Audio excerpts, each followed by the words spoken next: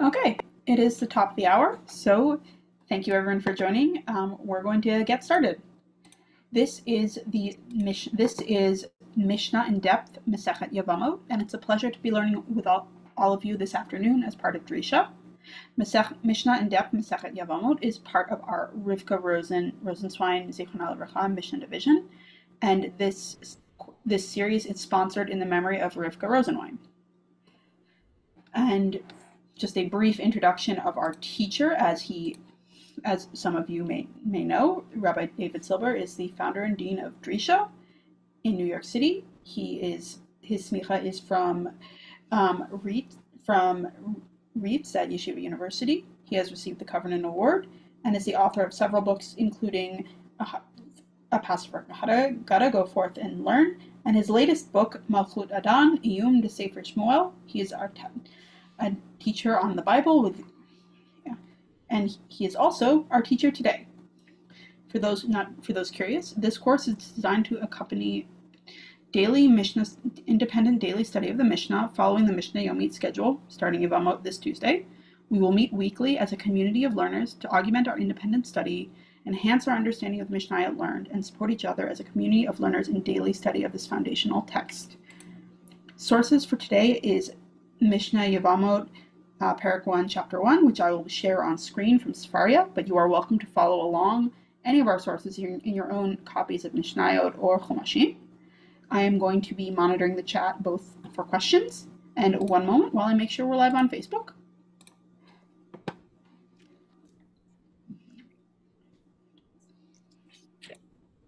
Please wait, don't start teaching yet. Okay, and for those on Facebook, also, this is Mishnah Yomit with Rabbi David Silber. I will be sharing sources in the chats on both Zoom and Facebook, as well as keeping an eye out for questions in both Zoom and Facebook. But the only thing I ask is if you're joining us on Zoom, please mute yourself if you're not actively talking so we can avoid cross-chatter and weird audio glitches. I will be sending out a round of panelist invitations one more time, and as people come in, you're welcome to accept or not. And with that, Rabbi Silber. Okay, thank you. So, okay, as Kayla said, this is the idea of this. This is an introduction to Masechet Yevamot and an introduction to the project that we are embarking on, which is the study of Mishnah. That is to say, those who are interested in beginning or perhaps continuing the study of Mishnah, this Tuesday, we begin a new Seder. The Mishnah consists of 6 Sedarim. There's 6 different Sedarim in the Mishnah. And we just completed, or about to complete, one Seder. And on this Tuesday, we begin what's called Seder Nashim. So the first tractate, in Seder Nashim, there are 7 tractates. The first of which is Masechet Yevamot. And the idea is that people will follow the schedule, about 2 mishnayot a day. And every week on a Sunday, for Yevamot to be me, will be summarizing or discussing the mishnayot that people have studied, maybe raise some interesting questions, hear people's comments, and I'm sort of pacing it. So I'm sort of a pacer. And when we finish this tractate, we move to the next tractate, somebody else will pick it up. So the idea is your own study. The idea is to set what the Talmud speaks of, bikovea itim Torah, to have set times to learn. And the idea of choosing Mishnah, as Kayla said, it's the memory of Rifka Rosenwein, who was an ardent student of Mishnah. And the Mishnah is really the gateway to our oral tradition, to Torah She'ba'al Peh. So let me say a few words about Mishnah generally. And over the course of these sessions, there'll be a lot more said about both the individual mishnayot, the chapter, and also some of the meta issues relating to Mishnah. In terms of a kind of ongoing interpretive tradition, what we call Torah She'ba'al Peh, there are 2 primary sources for Torah She'ba'al Peh, 2 critical sources. One is the Mishnah. And the Mishnah is redacted by Rabbi Yehuda Hanassi around the year 200 or 220 CE. And that is really a central text. The Talmud, for example, A lot of the Talmud are discussions which play off the Mishnah, interpret the Mishnah, play off the Mishnah, question the Mishnah, etc. So the Mishnah is a central text. And then there's another set of texts that are very important, which come under the general category of Midrashei Halacha. Those are Midrashim, also very old Midrashim, relatively the same, they quote the same, many of the same people, and they are written on books of the Torah, primarily on the book of Shemot, Vayikra, Bamidbar, and Sefer Dvarim, which have halachic sections in them. The work on Shemot is called the Mechilta. There are actually two Mechiltas. A Mechilta de Rashbi, are two Mechiltas. The work on Sefer Vayikra is Torah Kohanim, or the Sifra. Then there's the Sifrei on Bamidbar, on Sefer Dvarim, and a couple of others as well. Now, the difference, generally speaking, between the Mishnah and these other texts is Midrashei Halacha, is that the Midrashei Halacha work with the psukim of the Torah. So there's psukim in the Torah, and the Midrash Halacha has comments upon the various verses of the Bible, verses of the Torah. The Mishnah is not that way. The Mishnah presents a text, for the most part, that doesn't give its sources. That's not to say that the Mishnah is not intimately connected to the text of the Torah, which it is. But it presents it as something, almost something new. It doesn't make those, often does not make the direct connections to the Torah text. That itself is quite remarkable. So the study of Mishnah is one of, if not the main, gateway to the whole Torah Sheba'al Peh. And again, we have the Mishnah on one hand, we have the Midrashei Halacha on the other. We have the Tosefta, which is also a set of Tanaitic statements, but the Tosefta, for the most part, is presumed to be a little later than the Mishnah. These are sort of the core basic texts, and of course, then the Talmud is a commentary upon all of these, particularly the Mishnah, Midrash Halacha, etc. So, if one wants to get into a deeper understanding of Torah Sheba'al Peh, there's no better place to start than Mishnah. And the Mishnah is unlike, say, the Daf Yomi, which is much more difficult language. The Mishnah is much more accessible. The idea is that people will commit to, let's say, try to do Seder Nashim. Let's start with that. Start with one tractate at a time. And there are many opportunities to study Mishnah. We can read it in English. Those who can do it in the Hebrew, it's written in Hebrew, the Mishnah, unlike the Talmud, which is largely Aramaic. The Mishnah is in Hebrew. So it's a relatively accessible text. And the idea of these classes would be to focus in on certain core issues of the Mishnah, point things out about the Mishnah. But I want to repeat that the idea is to take upon oneself the commitment to learn Mishnah daily, or if you miss a day, to make it up. It's about 2 mishnayot a day. There's a whole schedule. And we're working with a schedule that starts this Tuesday with Seder Nashim. There are different schedules, but we're working with a pretty normative schedule that other people are working with as well. We didn't make up the schedule. That's in terms of what we are hoping to accomplish with the study of Mishnah.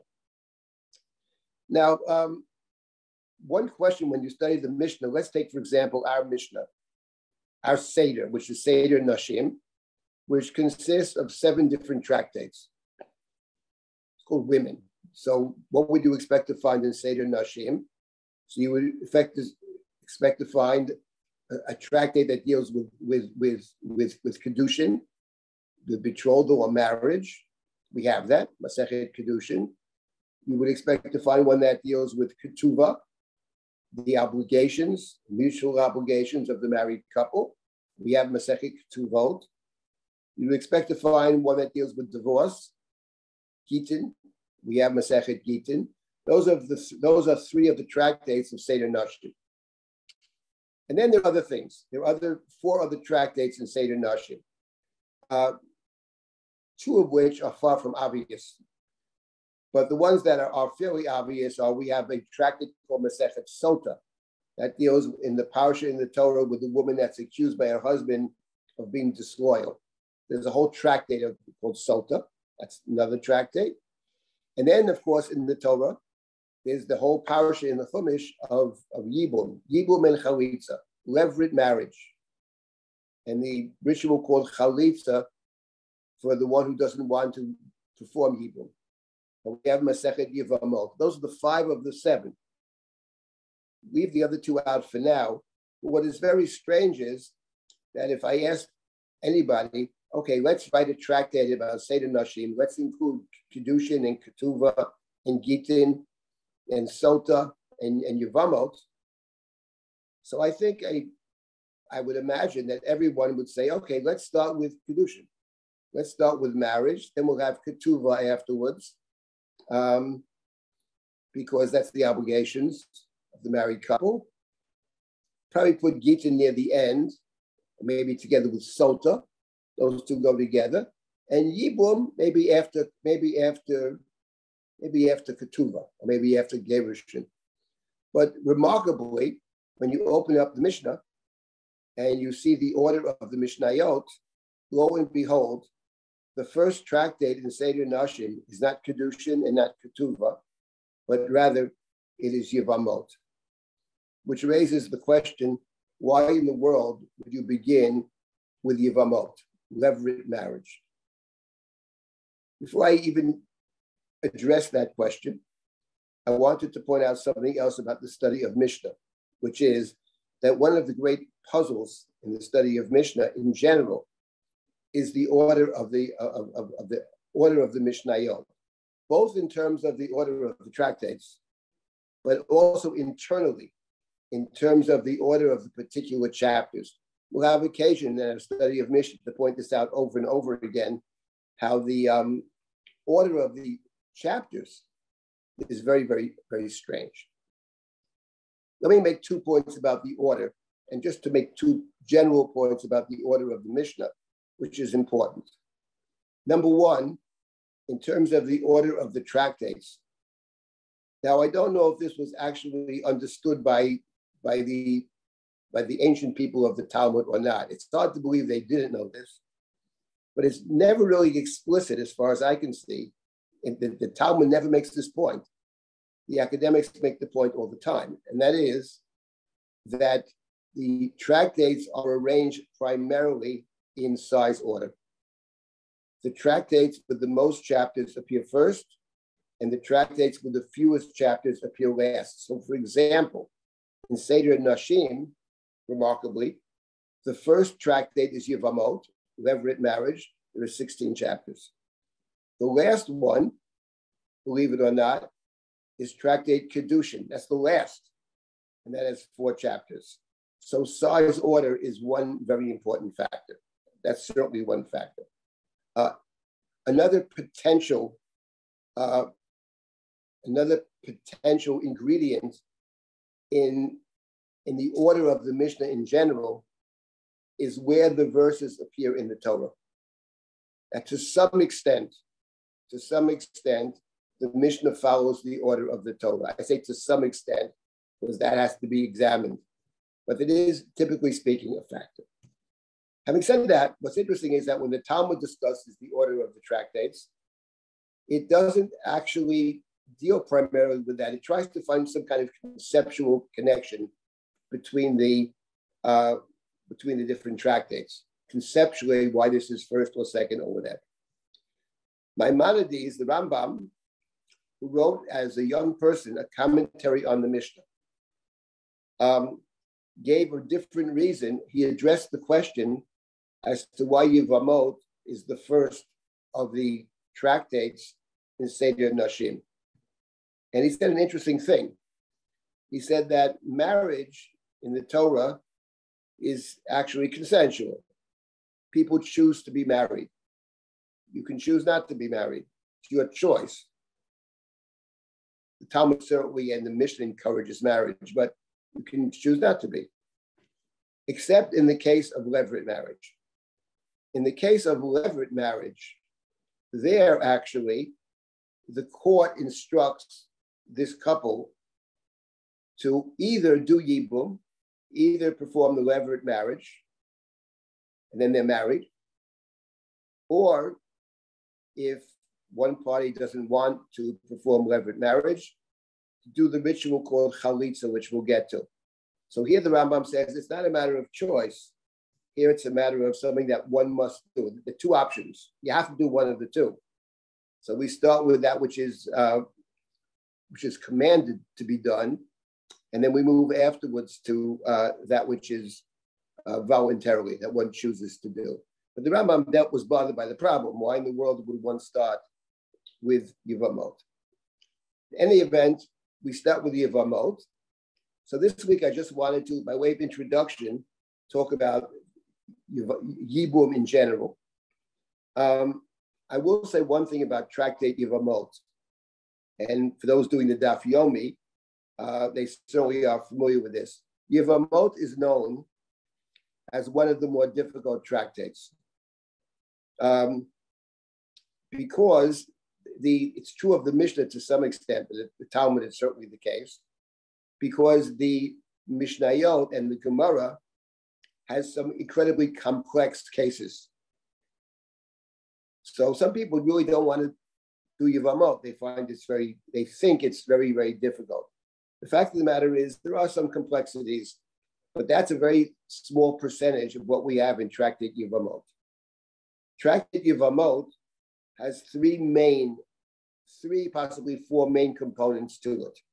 There are 16 chapters. One of them, obviously, is Yibum and Chalitza. That's probably the main topic, as one would expect, of Tractate Yevamot. Then we have, in addition to that, and it's related to Yibum as well, and we'll see this in the course of our study, questions about personal status. That comes up in the tractate as well, and it plays out in a whole variety of ways. That's the second major theme of the tractate. And the third theme of the tractate that appears in 3 chapters, though not contiguous chapters, but towards the end of the tractate, the important question of the aguna. The whole issue of aguna and the concern that the tradition has for protecting the aguna, helping the aguna leave the state in which he cannot remarry. That's the third major topic of Tractate Yevamot, and that appears towards the end. But it starts with Yibum. So I thought that this week, at least, it would be good to talk a little bit about the parsha of Yibum and to show you how the Mishnah already is interpreting things in a certain kind of way. Then, of course, the Talmud takes it and runs with it. So let's just take a look. Before we take a look, this is the parsha. There's one parsha in the Torah of Yibum, one, which is in the book of Devarim, chapter 25, beginning in verse number 5, and through verse number 11. So there's through verse number 10. So the point is, there is a parsha in the Chumash that deals exactly with the question of Yibum. We'll read the parsha, but then we'll see right away that the rabbinic tradition had a very particular take on this parsha. And of course, the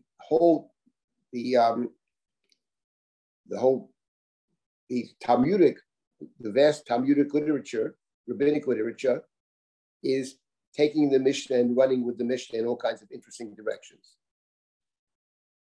So let's take a look at chapter 25, verse number 5. The Torah begins this way: Ki yeshvu achim yachdav, umeid achad mehem ubein ein lo, lo tiyeh eshet hamet hachutza leish zar, yevama yavo aleha, ulkachal lo leisha v'yibma.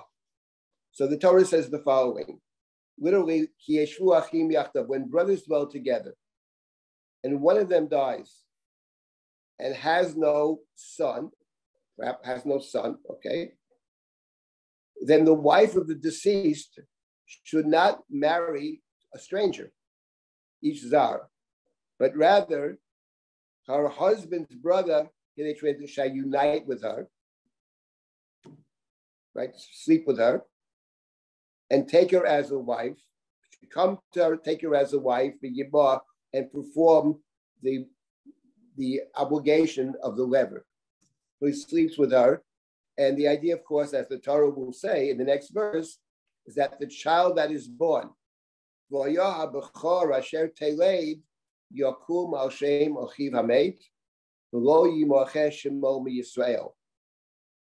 the first son that she bears shall be accounted to the dead brother, that his name may not be blotted out in Israel. These are the first two verses. Now, let's look at these two verses, and we ask ourselves the question, what do the verses seem to say? We know nothing about a Mishnah, nothing about a Gemara. What do the verses seem to say? So let's start with the beginning.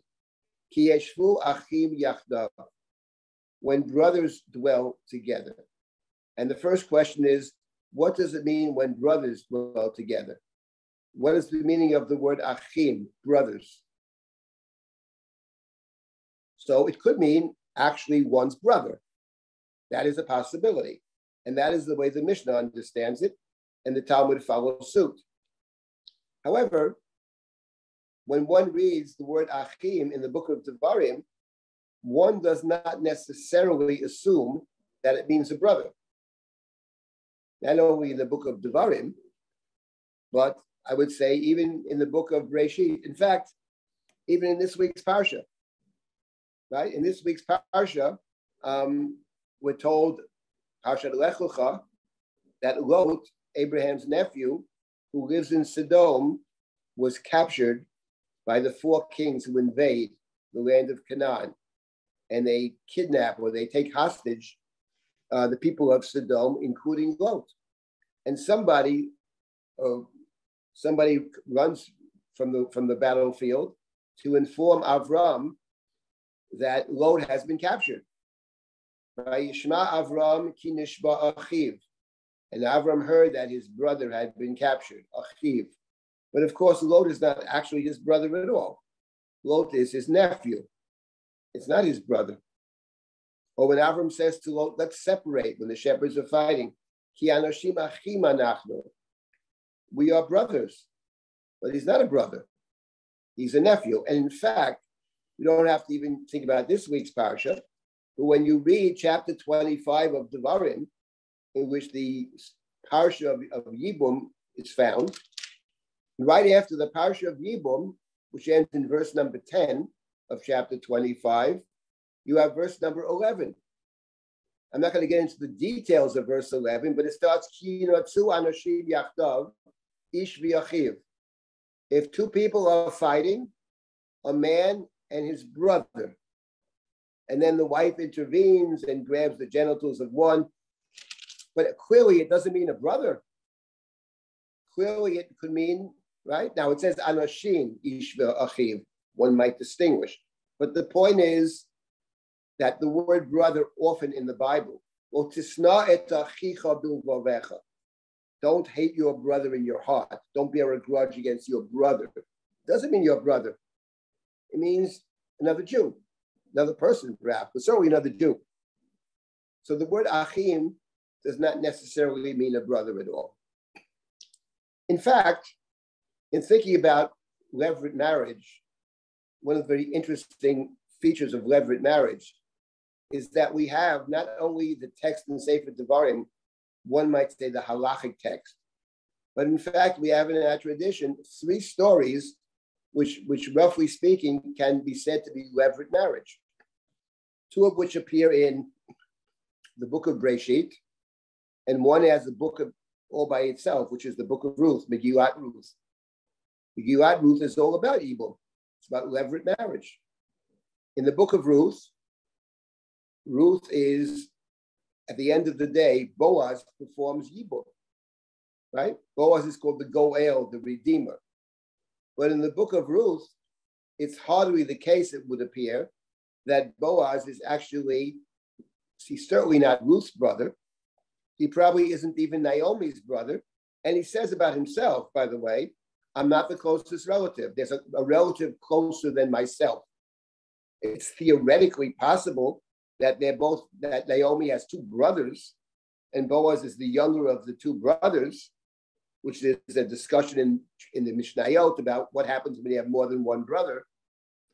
we'll get to that hopefully. But the point is, it doesn't appear that Yibum, if we want to call that Yibum, and it certainly sounds like Yibum, is confined to a brother at all. Nor is it the case of Yehuda and Tamar, which is the kind of Yibum. That's not, Tamar is not Judah's sister. He's not a brother. He is a father-in-law. His son is married. She's his daughter-in-law. And the other example of a kind of Yibum, the idea of perpetuating life, is of course the story of Lot and his two daughters. And that's not a brother either. There it's father and daughter. So we have three examples of Yibum in the Bible, none of which actually is about a brother. So then the question is, how do we interpret, how would the Mishnah interpret Ki yeshvu achim yachdav? The Mishnah interprets, first Mishnah, Ki yeshvu achim yachdav, that it actually means a brother. Let's start with that. So Ray, the Mishnah, Torah Sheba'al Peh, is making a decision about how to understand chapter 25, verse number 5, the first verse of Yibum, and right away that limits it, because it's only a brother. I'm just giving you examples of what the Mishnah does. And now the question is, what kind of brother are we talking about? Because there actually are three possibilities. When somebody has a brother, it can mean three different things. It can mean that me and my brother have the same father. It can mean that. Or it can mean no. Me and my mother, that me and my brother have the same mother, different father. We have a mother married to two different men. We share a common mother, but not a common father. Or it could mean what it often means, we have a common mother and a common father, right? Those are three obviously logical possibilities. Now, what does the Mishnah assume, and the Talmud assume about Achim? What kind of brother performs Yibum? So this is actually very interesting. I'm giving an example. The assumption of the Talmud is that it's only a brother from the father, or both, but it's not a brother from the mother. Now that raises a whole host of interesting questions in general, obviously, about how we define relationships within the Bible in many different areas of law. And that's another important thing in the study of Mishnah, because in Mishnah, the idea of studying Mishnah, you get a big picture about the whole tradition. So when it comes, for example, to Yibum, it's a brother. It's a brother, not any relative. Number two, it's only a particular kind of brother. It's a brother from the father, not a brother from the mother. Unlike, for example, when it comes to the list of incestuous relationships, which appear twice in the Torah, in Leviticus, in Vayikra chapter 18 and chapter 20, and there, the forbidden relationships are both relationships from the mother or the father. Torah is explicit. You can't sleep with your sister, either from your father or your mother. So when it comes to forbidden relationships, we define relationships much more broadly, father and mother. But when it comes to Yibum, and some other things as well, maybe the opportunity to discuss this, it's only from the father. And now, I'll just make one more comment, then I'll open it up to any comments or questions. This is just an introduction to Masechet Yevamot. And now there's something very interesting about Yibum. Since we have defined Yibum, the Mishnah will define Yibum as a mitzvah performed by the brother. Not Achim, general relative, right? Not we're all brothers. Hey, brother. Not second cousin, not third cousin once removed, but actual brother. Then we have a problem. What is the problem that we have with defining it as a brother? Somebody want to speak up and say what the problem is? You can also ask, for the attendees, if you want to ask, you can raise your hand, and I can unmute you. Yeah. What is the problem with defining it as a brother? Which is how it's defined in our tradition. A brother Rachel? from the father. So what's with Yehuda and Tamar and Well, Ruth? that's fine. That is a good question. It's clear that the narratives suggest otherwise. That is true. One can give answers to that, but the narratives suggest otherwise. Yes, it is a good question. I had a different question in mind, which opens up a whole world for us. A world of the Talmud becomes opened in 1 second, which is this. I mentioned that when it comes to incest can be relatives from either the mother or the father.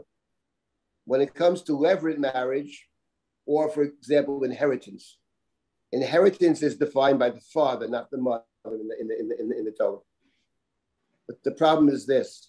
If you look at the list of incestuous relationships, one of them is you are forbidden to marry your brother's wife. If you look at the list of forbidden relationships called arayot, one of the arayot is eshet achiv. And now the question emerges, 1 second. You're telling me that the brother does yibum to keep the kin line of his brother alive. But how can that be legitimized? Marrying your brother's wife is a serious prohibition. It's one of the arayot. It has the punishment of the arayot. This is another Mishnah in Masechet Yevamot, which defines what are arayot. Very interesting. A whole interesting study, which those who study Yevamot will come to it. But arayot typically are those relationships, almost with one exception, that the punishment in the Torah is karet, excision, whatever that means, excision or death. And eshet achiv, your brother's wife, is one of those forbidden relationships.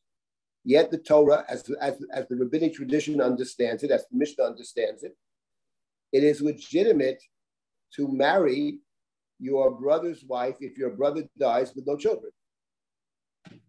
So this opens up a very interesting question, because the mitzvah of yibum is so important that it overrides the negative prohibition of not marrying your brother's wife. Means even if let's say your brother dies with children, or they get divorced, you still can't marry your brother's wife. It's forbidden. So what do you see? You say that in this particular case, because there's a mitzvah of levirate marriage, it overrides the negative of the prohibition of brother's wife. So this raises the whole question for the Talmud. It goes on and on with this. Under what circumstances do we say that the fulfillment of a positive mitzvah overrides the violation of a negative commandment? Or other in the classical term is aseh docher lo taseh. This is a world, not just this, is a world of discussion around this. Talmud goes on for many pages. There's a world of discussion. And the main focus then, the study of Masechet Yevamot, you have a mitzvah. Not just you're not allowed to do it, but it's one of the arayot. It's a serious offense. Nonetheless, the mitzvah of yibum overrides it. You get some sense of the significance of levirate marriage, of keeping the kin lines alive of the deceased, that it even overrides prohibition of eshet achiv. Again, this is because the rabbinic understanding of the parsha is that achiv is literally your brother. One could have read it differently, but the rabbinic tradition chooses not to do so. Okay, so this is actually, so now we've read basically 4 or 5 words, ki yeshvu achim yachdav, which we say means brother, and then the implications of that, which the Mishnah will deal with. Okay, let me stop here for a moment. Are there any comments, Yes, questions, there are clarifications? Let's first hear. in chat. In chronological order, from Leah Fine, what is the shorish of Yavam? That is the word Yavam. The word Yavam is a lever, one who performs levirate marriage. I believe it appears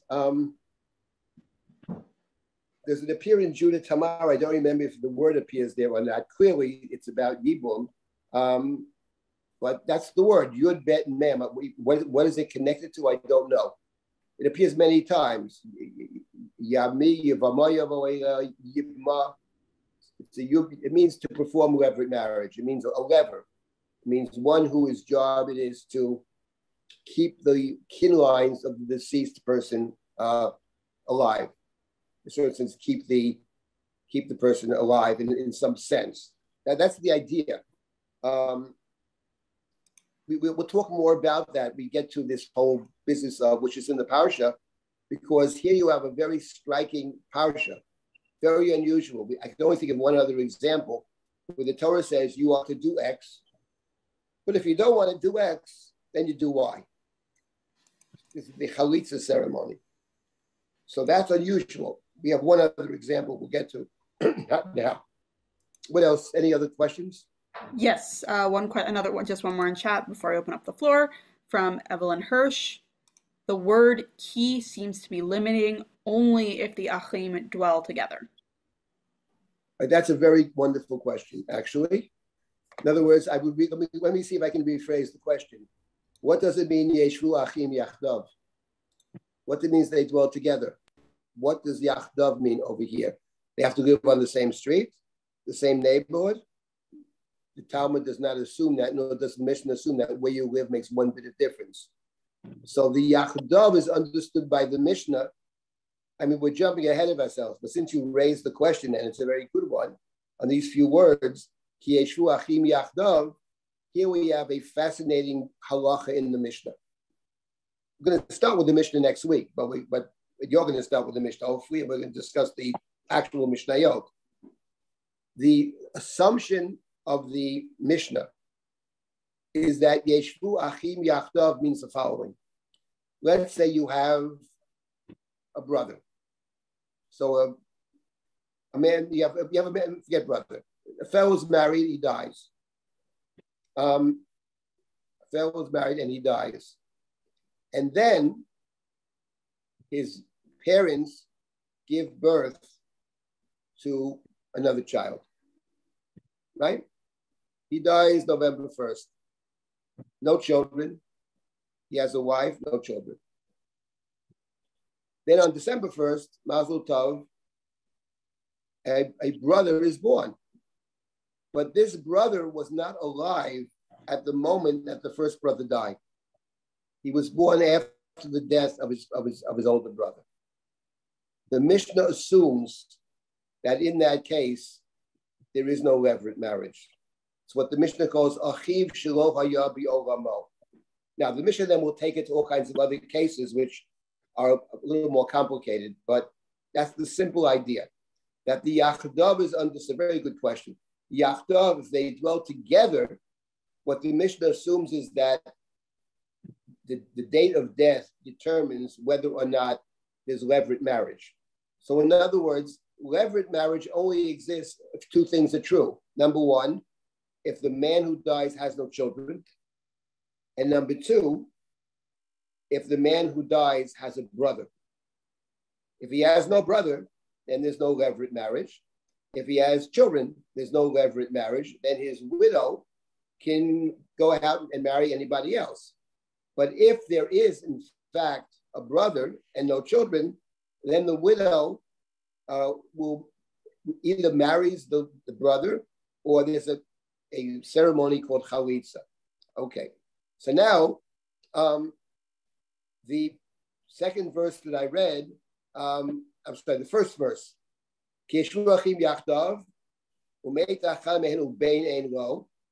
has no bain. Bain can mean a son, but bain can also mean a child. So the question is, which way does the rabbinic tradition understand it? So the Mishnah understands it to mean any child, a boy, a girl. And not only that, even if the child's a kind of illegitimate child, it also works. We'll discuss all this. Again, what the Mishnah is doing, it's a kind of legal text, is trying to put into play, what I say, create a legal system based largely on a text, but the text itself is not a full legal system. The Torah has laws, but it doesn't have a full system. And the project of the Mishnah is from these texts to somehow build an entire system. That's the project. It's a mind-boggling project. And the Talmud takes the project and runs with it. And beyond that, commentaries, etc., there's always something new being developed, new interpretations. But in a sense, it begins with the Mishnah. So the Mishnah interprets any child is enough. Lo tiyeh eshet hamet hachutza leish zar. Now, what does that mean? So the woman, the widow, in the case which there's no children, the man had no children, and there's a brother, she is not permitted to marry an ish zar, a strange man. What does a strange man mean? A strange man means, according to the definition of the Mishnah, means anybody else, essentially. Only the brother. She's not permitted to marry anybody else. Now, this raises here, and I'll mention it just now, just trying to give a sense of what this tractate's about. It's about a million things. But here, there is a very fundamental concept that runs through the entire tractate and is implied, essentially, by more than one Mishnah. Normally, the way the system works, a woman can only marry one man. This is the system, the understanding of the biblical text, and the Mishnah presumes this as well. So, therefore, say a married woman, she's not permitted to sleep with anybody else. It's actually a death, it's a capital offense, except if her husband dies or she gets divorced, then she can marry somebody else. But an unmarried woman who sleeps with somebody, that's not a capital crime. The question is it a crime altogether? That's the whole discussion, but it's certainly not a capital offense. But if she's a married woman, that forbids her to be with somebody else. Now, what about this woman? This is a woman who, her husband died, but he had no children, and there's a brother. And now the question is, which is one of the central questions of Tractate Yevamot, what is the relationship between this woman and the brother that she's supposed to marry or chalitza, before Yibum? So the Torah says she can't marry anybody else. But what is her status vis-a-vis that person? This is a central question in the tractate. The term that the tractate uses in several different places is the word zika, zayin yud kuf hey.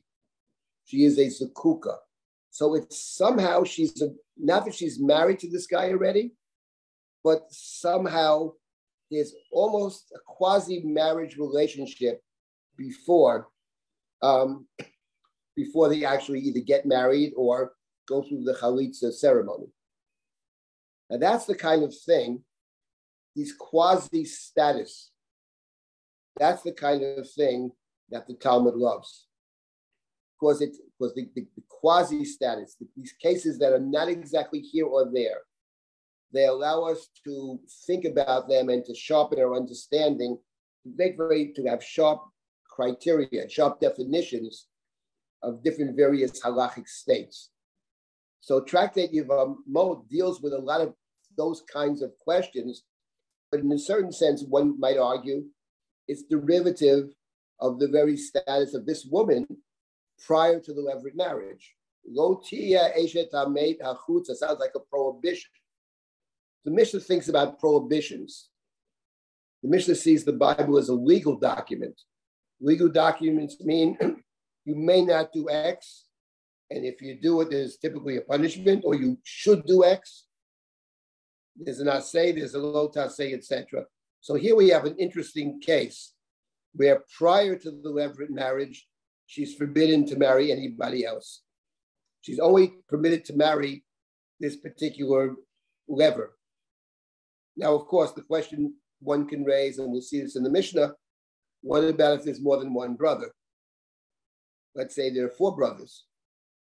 Which brother is obligated to perform the levirate marriage?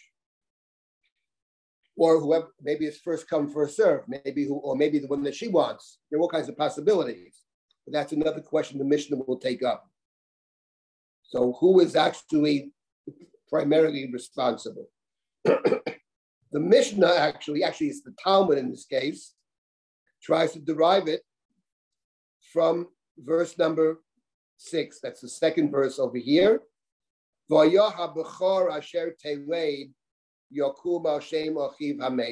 verse number 6, the one that literally means the child that's born first will be considered to bear the name of the deceased brother. That's what the plain meaning of the text is. But the midrashic reading of the text, Habachar Asher Teleid, means the oldest one who causes the woman to give birth. In other words, Habachar Asher Teleid is understood by the Mishnah and the Gemara following to give you an answer to the question, which brother is primarily responsible? Answer, the oldest brother.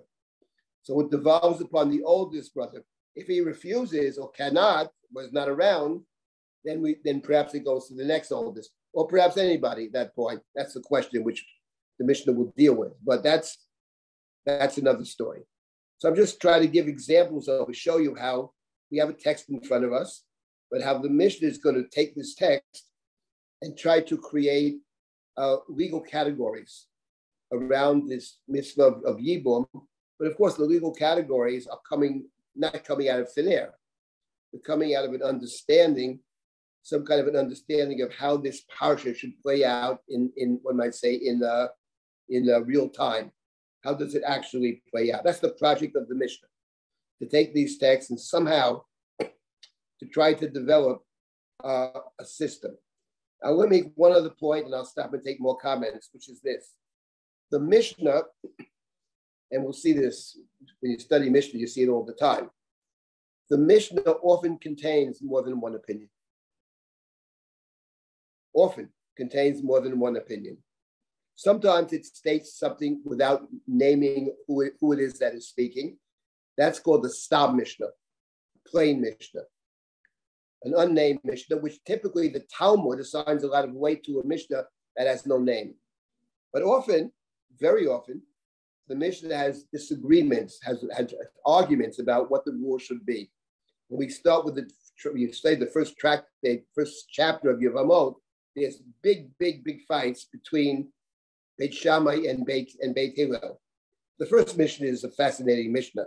We're not going to get to that. We'll start with that next week. But the point is that the question one can raise is, given the fact that the Mishnah is replete with arguments, what is the purpose of the Mishnah?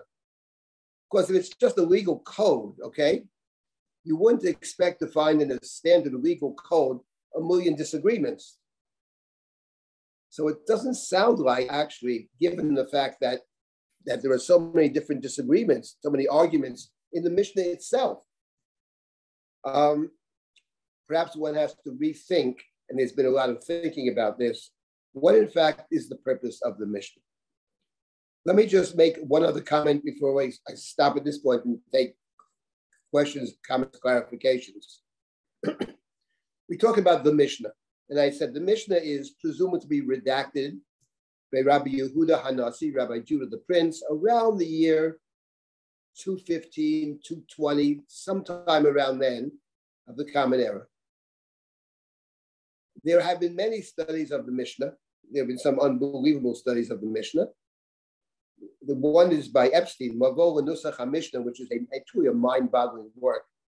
I mean, it's beyond belief what this guy knows. There were no computers at this time. He's talking about the beginning of the 20th century.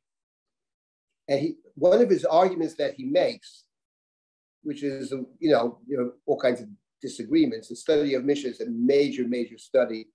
But the point is, he points out that there were different mishnayot preceding Rebbe.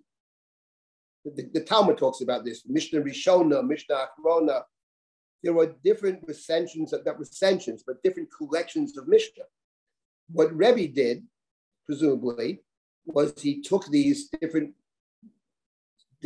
collections of Mishnah, and he somehow puts them together and incorporates them into Rebbe's Mishnah. Clearly, the main players in Rebbe's Mishnah are Rabbi Akiva and the pupils of Rabbi Akiva. But the Mishnah contains many other disagreements, Rabbi Yoshua, Rabbi Elazar, Beit Shammai, and Beit Hillel. There are about 120 different names in the mishnayot that we have. So the point is, and here's a very interesting question that's just most recently, the last 40 years or so, it's a great discussion about this. And that is, when Rabbi put this all together, these different collections, and puts them all together, is Rabbi actually just collecting things? In other words, they're different collections. He wanted to include them.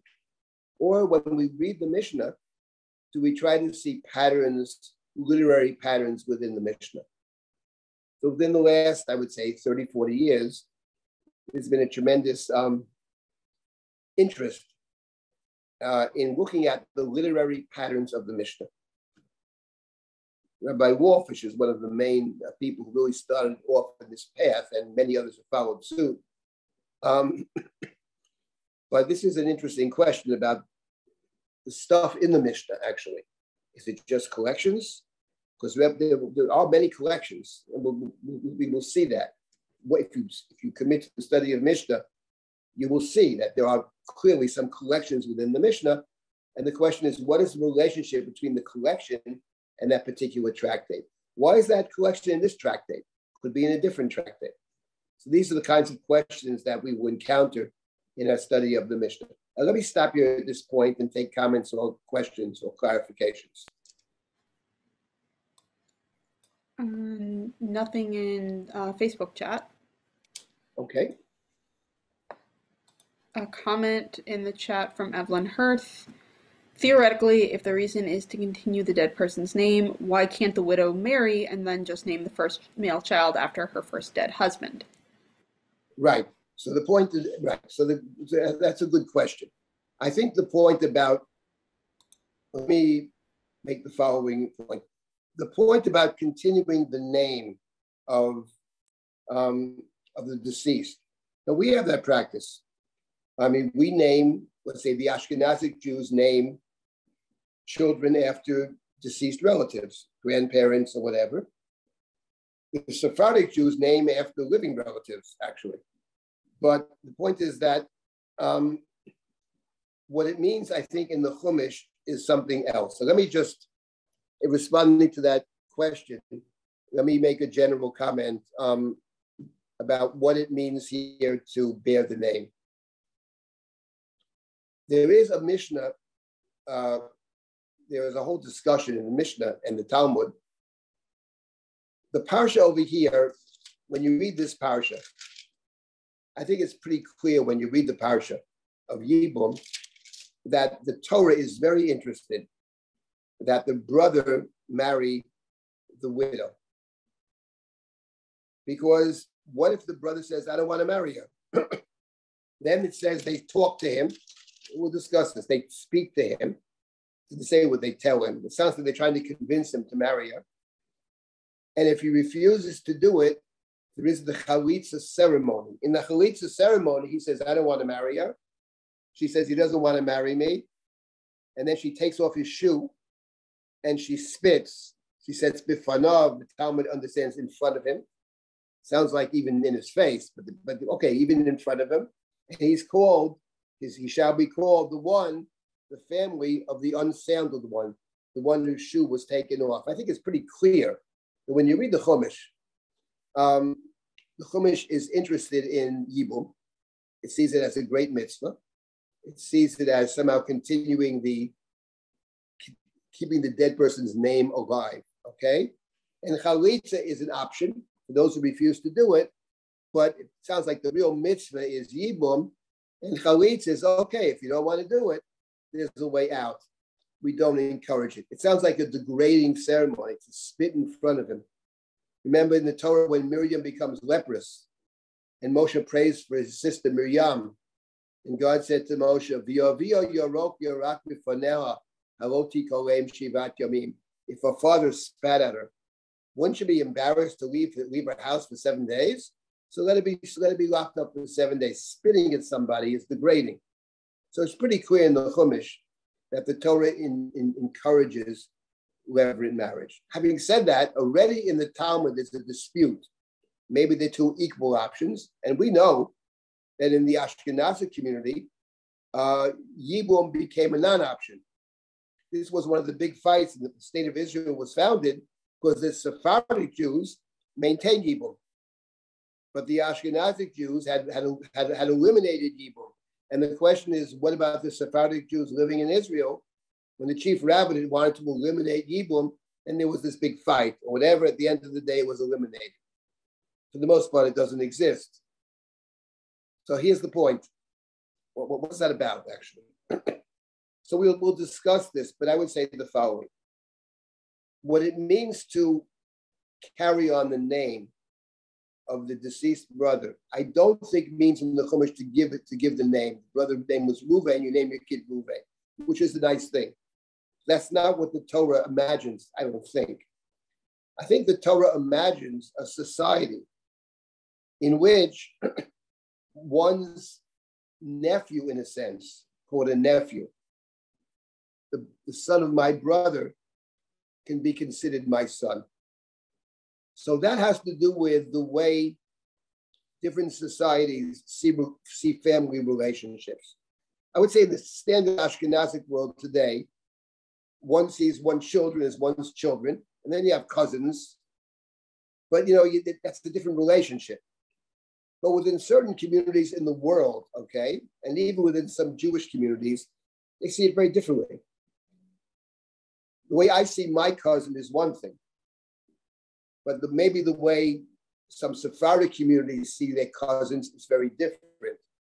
There are different constructions of family, of kin.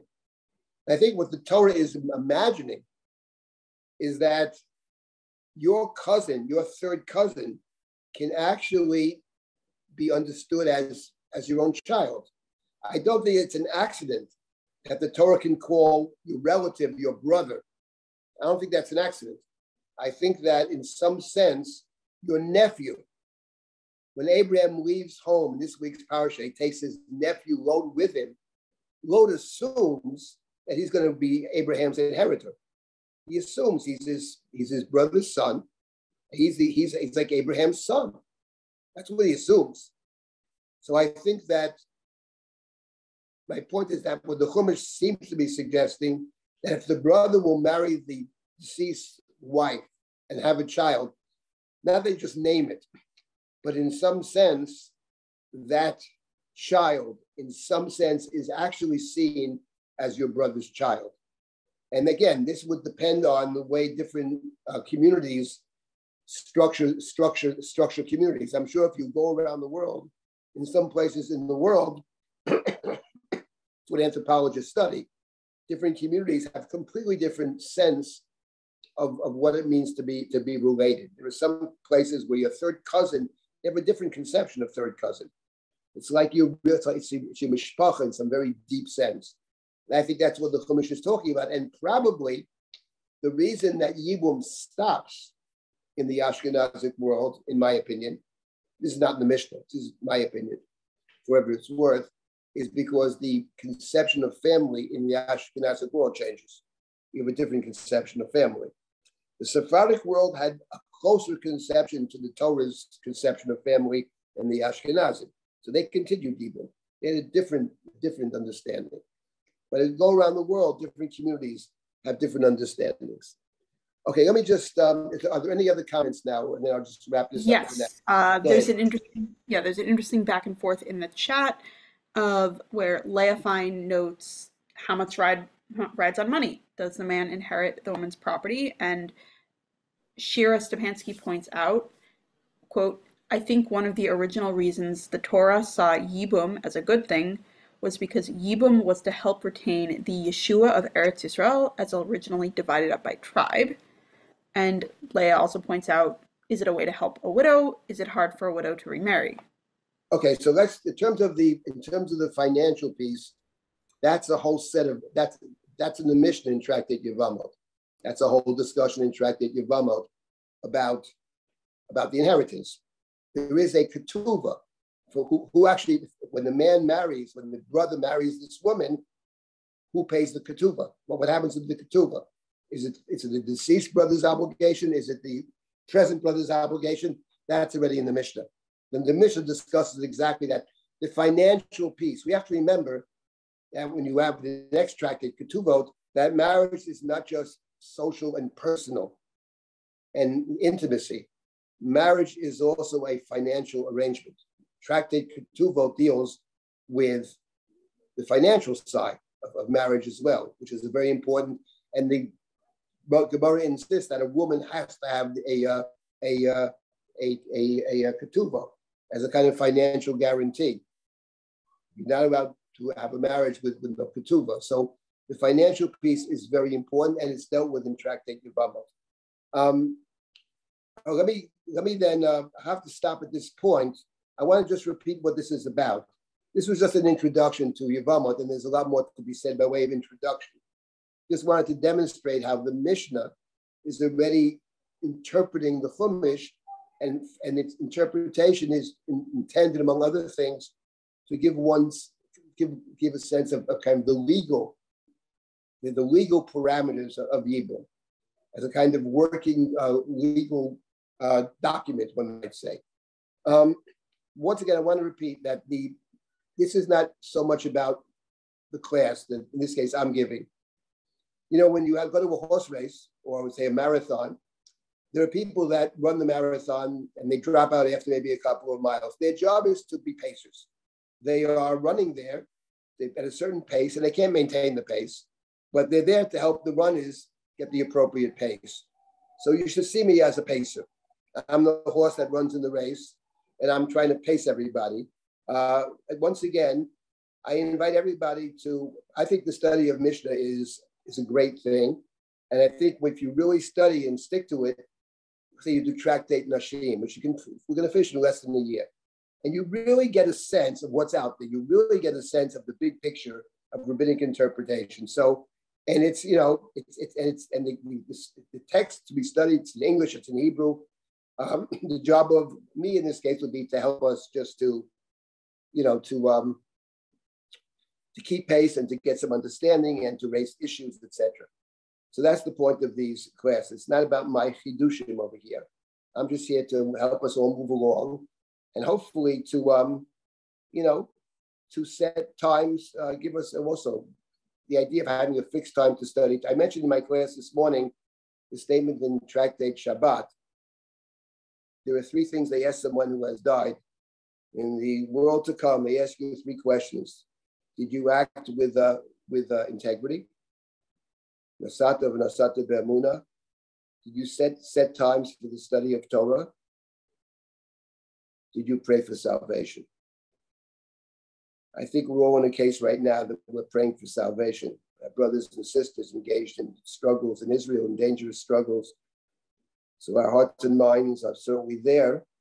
But at the same time, it's very important to maintain set times for study. So this is an opportunity, I think, to do that. I'm going to take on the study of Mishnah in memory of Rifka Rosenwein, who started us off on this path. And I think what one gets from it is a real sense of this Torah Sheba'al Peh, kind of ongoing interpretive tradition, which is one of the main hallmarks of our practice and of our faith. Okay, thank you all. And so next week it'll be, again, for those participating, and I encourage you all to do so, 1 o'clock. And we'll start with the first chapter, reviewing the first chapter of Tractate Yevamot. Thank you all. All right. Thank you, everyone. We have more Learning with Drisha this week. If you want to learn with Rabbi Silber, he teaches on Sundays. We also have Rav Nati Helfgott teaching on Monday night, and Miss Rachel Gelfman on Wednesday afternoon. And if you want to find out more about all of our classes, I'm posting the link. One moment, that's not the link. Please hold. I'm posting the link in chat. Have a good start to Mishnah Yomit, and I hope to see you all next week. Take care.